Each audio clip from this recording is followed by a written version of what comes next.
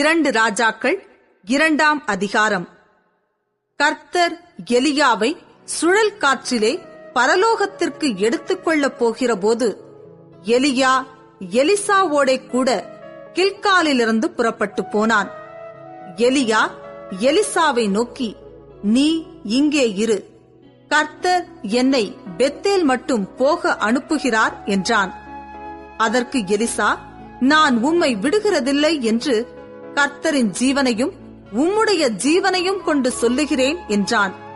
அப்படியே இருவரும் பெத்தேலுக்கு போனார்கள். அப்பொழுது பெத்தேலில் இருந்த தீர்க்கதரிசிகளின் புத்திரர் எலிசாவினிடத்தில் வந்து, இன்றைக்கு கர்த்தர் உனக்கு தலைமையாயிருக்கிற உன் எஜமானை உன்னை விட்டு எடுத்துக்கொள்வார் என்பது உனக்கு தெரியுமா என்றார்கள். அதற்கு அவன், எனக்கு தெரியும், சும்மா இருங்கள் என்றான். பின்பு எலியா அவனை நோக்கி, எலிசாவே, நீ இங்கே இரு, கர்த்தர் என்னை எரிகோ மட்டும் போக அனுப்புகிறார் என்றான். அதற்கு அவன், நான் உம்மை விடுகிறதில்லை என்று கர்த்தருடைய ஜீவனையும் உம்முடைய ஜீவனையும் கொண்டு சொல்லுகிறேன் என்றான். அப்படியே அவர்கள் எரிகோவுக்கு வந்தார்கள். எரிகோவில் இருந்த தீர்க்கதரிசிகளின் புத்திரர் எலிசாவினிடத்தில் வந்து, இன்றைக்கு கர்த்தர் உனக்கு தலைமையாயிருக்கிற உன் எஜமானை உன்னை விட்டு எடுத்துக்கொள்வார் என்பது உனக்கு தெரியுமா என்று அவனை கேட்டார்கள். அதற்கு அவன், எனக்கு தெரியும், சும்மா இருங்கள் என்றான். பின்பு எலியா அவனை நோக்கி, நீ இங்கே இரு, கர்த்தர் என்னை யோர்தானுக்கு அனுப்புகிறார் என்றான்.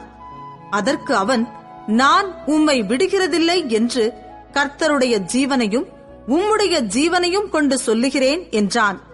அப்படியே இருவரும் போனார்கள். தீர்க்கதரிசிகளின் புத்திரரில் 50 பேர் போய் தூரத்திலே பார்த்து கொண்டு நின்றார்கள். அவர்கள் இருவரும் யோர்தான் கரையிலே நின்றார்கள்.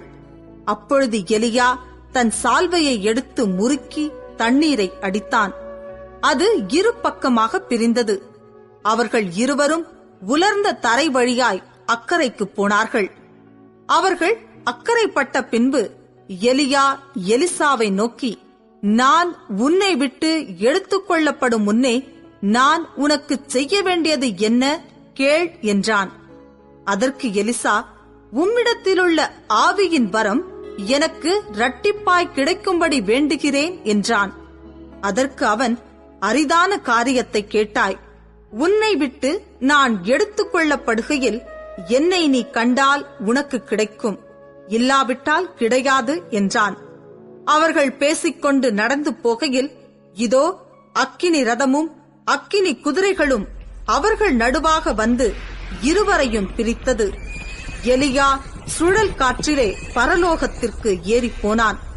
அதை எலிசா கண்டு, என் தகப்பனே, என் தகப்பனே, இஸ்ரவேலுக்கு ரதமும் குதிரை வீரருமாயிருந்தவரே என்று புலம்பினான்.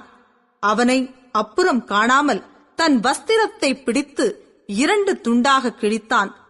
பின்பு அவன் எலியாவின் மேலிருந்து கீழே விழுந்த சால்வையை எடுத்து திரும்பி போய் யோர்தானின் கரையிலே நின்று எலியாவின் மேலிருந்து கீழே விழுந்த சால்வையை பிடித்து, எலியாவின் தேவனாகிய கர்த்தர் எங்கே என்று சொல்லி தண்ணீரை அடித்தான். தண்ணீரை அடித்தவுடனே அது இரு பக்கமாக பிரிந்ததினால் எலிசா இக்கரைப்பட்டான். எரிகோவில் பார்த்து கொண்டு நின்ற தீர்க்கதரிசிகளின் புத்திரர் அவனை கண்டவுடனே, எலியாவின் ஆவி எலிசாவின் மேல் இறங்கியிருக்கிறது என்று சொல்லி அவனுக்கு எதிர்கொண்டு போய் தரை மட்டும் குனிந்து அவனை வணங்கி, இதோ உமது அடியாரோடே 50 பலவான்கள் இருக்கிறார்கள். அவர்கள் போய் உம்முடைய எஜமானை தேடும்படி உத்தரவு கொடும். ஒருவேளை கர்த்தருடைய ஆவியானவர் அவரை எடுத்து பர்வதங்களில் ஒன்றின் மேலாகிலும் பள்ளத்தாக்குகளில் ஒன்றிலாகிலும் கொண்டு போய் வைத்திருப்பார் என்றார்கள். அதற்கு அவன், அவர்களை அனுப்ப வேண்டாம் என்றான். அவன் சலித்து போகும் மட்டும் அவர்கள் அவனை அலட்டிக் கொண்டிருந்தபடியால் அனுப்புங்கள் என்றான். அப்படியே 50 பேரை அனுப்பினார்கள்.